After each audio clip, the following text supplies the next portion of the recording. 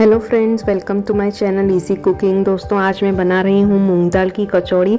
मूंग दाल की कचौड़ी टेस्टी तो बहुत ही होती है और सबको पसंद भी बहुत ही आती है, पर इसे बनाते समय छोटी छोटी प्रॉब्लम्स आती हैं, जैसे कचौड़ी लूज़ हो जाती है थोड़े टाइम के बाद, या फिर कचौड़ी में ऊपर बबल्स आ जाते हैं, बिल्कुल प्लेन नहीं बनती है, या फिर कचौड़ी फट जाती है। आज मैं कुछ ऐसी टिप्स एंड ट्रिक्स के साथ आपको रेसिपी बताऊँगी जिसमें मैं कोशिश करूँगी कि आपकी सारी क्वेरी सॉल्व हो जाएं।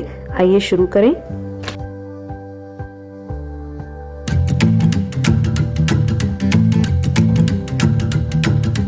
सबसे पहले हम कचौड़ी के लिए आटा गूंद लेते हैं, जिसमें मैंने यहाँ आधा गेहूं का और आधा मैदा ले लिया है। आप चाहें तो सारा ही मैदा लेकर भी यूज़ कर सकते हैं। इसमें मैंने स्वाद अनुसार डाल दिया नमक, और इसमें मैं डाल रही हूँ मोइन में 2 से 3 चम्मच घी और 2 चम्मच भर के तेल। इसमें मोइन में घी ज़रूर डालिएगा, घी से क्रिस्पीनेस बहुत ही अच्छी आती है कचौड़ी में। अब ये सारा हम मिला लेंगे। अगर आप मेरे चैनल पर नए हैं तो मेरे चैनल को सब्सक्राइब ज़रूर कर लीजिएगा और बेल आइकन भी प्रेस कर लीजिएगा। आटे के साथ ये सारा मोइन हम अच्छी तरह मिला लेंगे। ये देखिए, इस तरह से बाइंडिंग आ जाए, मतलब हमारा मोइन की क्वांटिटी आटे में बिल्कुल ठीक है। इस तरह से आटा बनना चाहिए। अब हम थोड़ा थोड़ा पानी लेकर इस आटे को गूंद देंगे। ये आटा हमें पूरी जैसा गूंदना है, ना ही बहुत सॉफ्ट और ना ही बहुत हार्ड। जिस तरह से हम पूरी पराठे का गूंदते हैं, बस उसी तरह से थोड़ा थोड़ा पानी डाल के आटा गूंदते चले जाएंगे। और ये देखिए, मैंने आटा गूंद लिया है।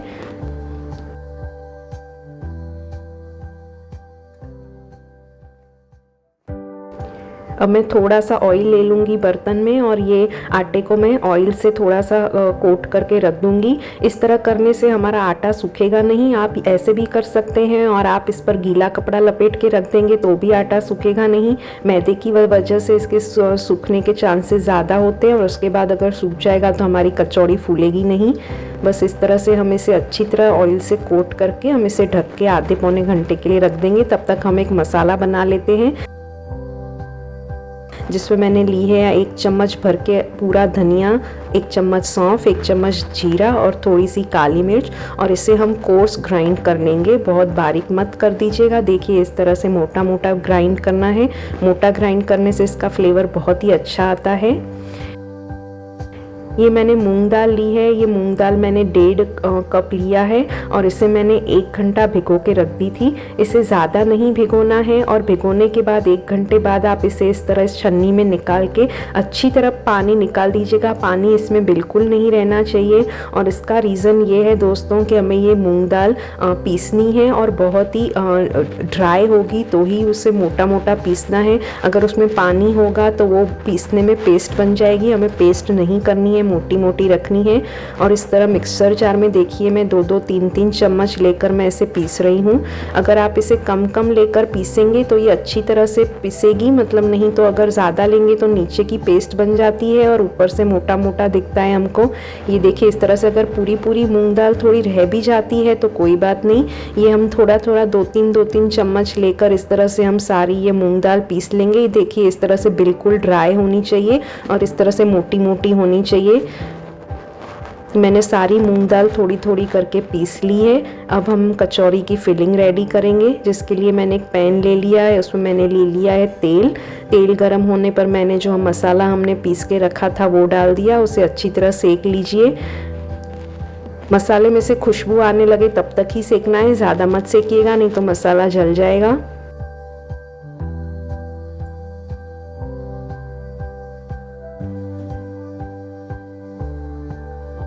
मसाला सिक जाने के बाद मैंने इसमें 3 से 4 चम्मच बेसन डाल दिया है।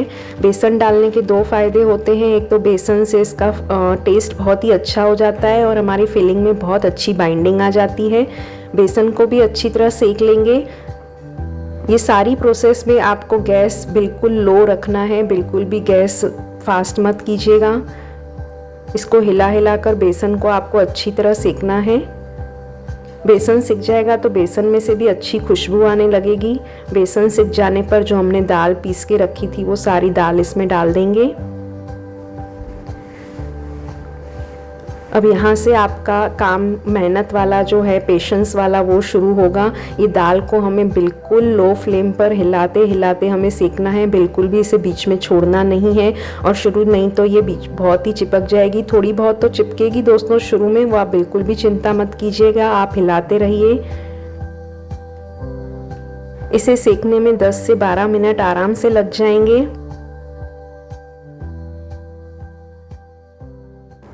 इसे बहुत ही धीमी आंच पर सेकना है।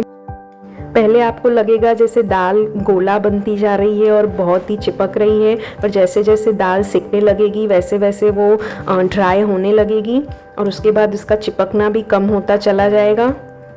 इसलिए आप इसमें जो बर्तन लें वो मोटे तले का बर्तन लें। ये देखिए 8 से 10 मिनट तक लगातार सेकने के बाद ये देखिए हमारी दाल कितनी अच्छी तरह सिक गई है। और ये देखिए अब बिल्कुल भी वो बर्तन में चिपक भी नहीं रही है और किस तरह से मुरमुरे की तरह ड्राई हो गई है बिल्कुल। बस ये स्टेज आ जाए तब तक आपको दाल को सेकना है।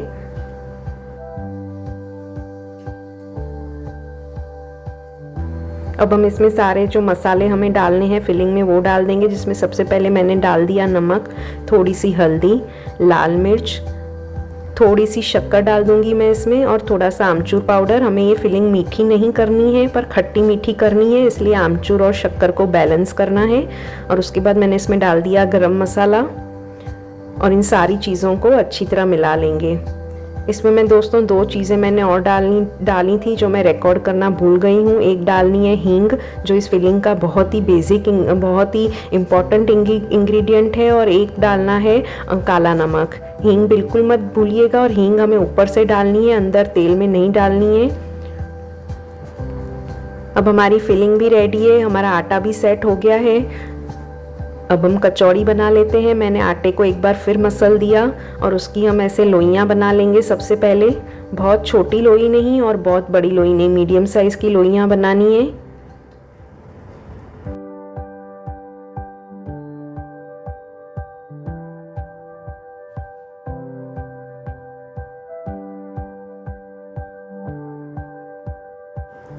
अब देखिए मैंने एक लोई ले ली है और मैं इसे इस तरह से लोई के बीच में मैं कैविटी बना रही हूँ। एक कटोरी का मैं उसे शेप दे रही हूँ, जिसमें मैं 2 अंगूठों से अंदर दबाती जा रही हूँ और उंगलियों से बाहर दबाती जा रही हूँ। इस तरह इसकी जो बॉर्डर है उसे भी पतले करते जाना है और इस तरह से इसे कटोरी का शेप दे देना है, जिसके अंदर फिलिंग भर पाएँ।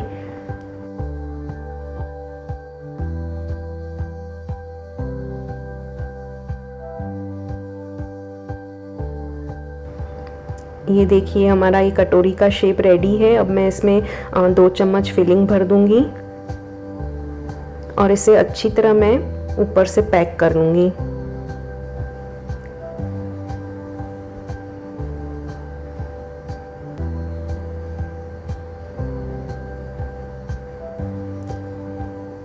अब इस तरह से घुमा घुमा के अगर ऊपर से आटा ज़्यादा है तो वो हमें निकाल लेना है।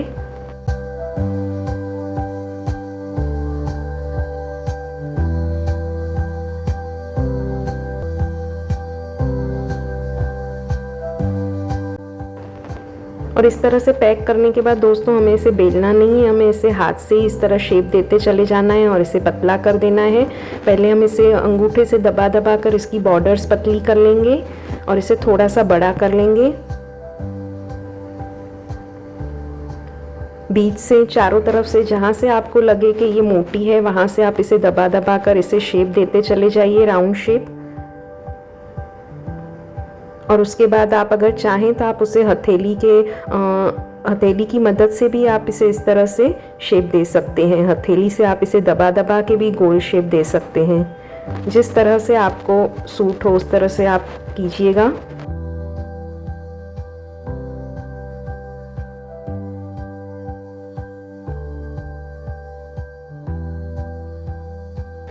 ये देखिए मैंने अपनी कचौड़ी रेडी कर ली है। इसी तरह से मैं आप एक और देख लीजिए मैं कचौड़ी रेडी कर रही हूँ, मैं इसे कैसे पैक कर रही हूँ। मैंने एक तरफ तेल गरम होने को भी रख दिया है। दोस्तों कचौड़ी में तेल का तापमान भी बहुत ही मैटर करता है। आपको कौन से तापमान पर कचौड़ी तलनी है उस पर भी आपको बहुत ही ध्यान देना है।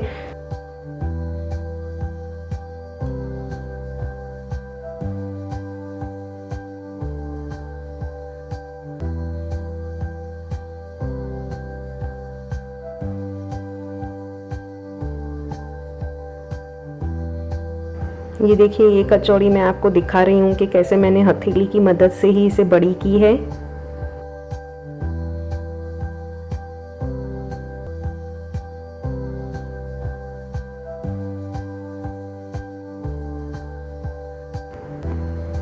अब आइए हमारे तेल की तरफ चलते हैं दोस्तों इसमें तेल इतना ही गर्म होना चाहिए जितना मैं आपको ये दिखा रही हूँ। मैंने इसमें आटे की थोड़ी सी छोटी गोली डाली है और वो उसमें थोड़े थोड़े बबल्स हुए और वो धीरे से ऊपर आई। इतना गर्म मत कीजिएगा कि बिल्कुल भी एकदम से आटा ऊपर आ जाए। इसे बहुत ही लो रखना है, फ्लेम भी एकदम लो रखनी है और बहुत कम तेल गर्म होना चाहिए। देखिए, हल्के हल्के से बबल्स होने चाहिए। हमें पूरी तलते हैं उस तरह से तेल गर्म नहीं करना है कि जैसे ही आपने पूरी डाली एकदम से पूरी फूलकर ऊपर आ गई।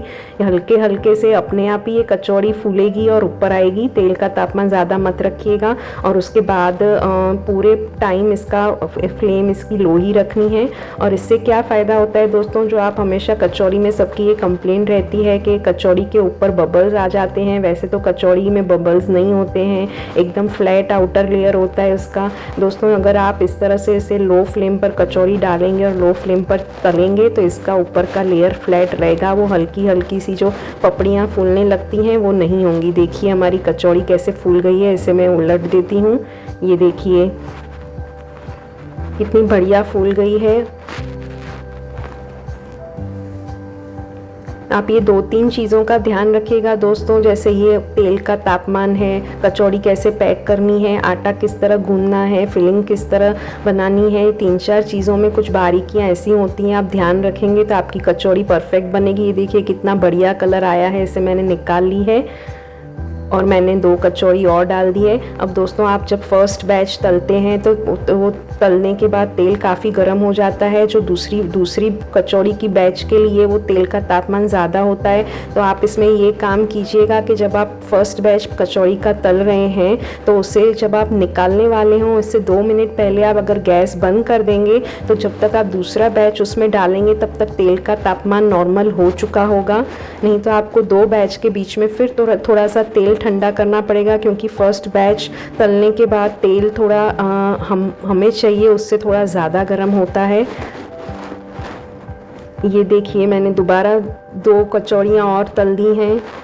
ये देखिए दोस्तों कितनी बढ़िया बनी है कचौरी और उसका बाहर का लेयर भी आप देखेंगे जैसे बाहर कचौरी मिलती है वैसा ही है, एकदम क्रिस्पी और कड़क आपको देखने से ही लग रही होगी। आप इसे चाय के साथ खाइए, आप इसे कहीं बाहर जा रहे हो तो लेकर जाइए। 4-5 दिन तो इससे कुछ भी नहीं होता है। और इसकी जो हमने फिलिंग बनाई थी दाल की वो भी आप बहुत आसानी से 15 दिन फ्रिज में स्टोर कर सकते हैं। ग्रीन चटनी के साथ खाइए, इमली की चटनी के साथ खाइए, उतनी ही टेस्टी लगती है। और ये तो इतनी टेस्टी होती है कि आप किसी चीज़ को साथ लेकर ना खाएं, अकेली ये कचौरी खाएं तो भी आपको मज़ा आएगा। आपको मेरी रेसिपी कैसी लगी दोस्तों ज़रूर बताइएगा और ट्राई भी ज़रूर कीजिएगा और लाइक शेयर सब्सक्राइब भी ज़रूर कीजिएगा। फिर मिलते हैं, बाय।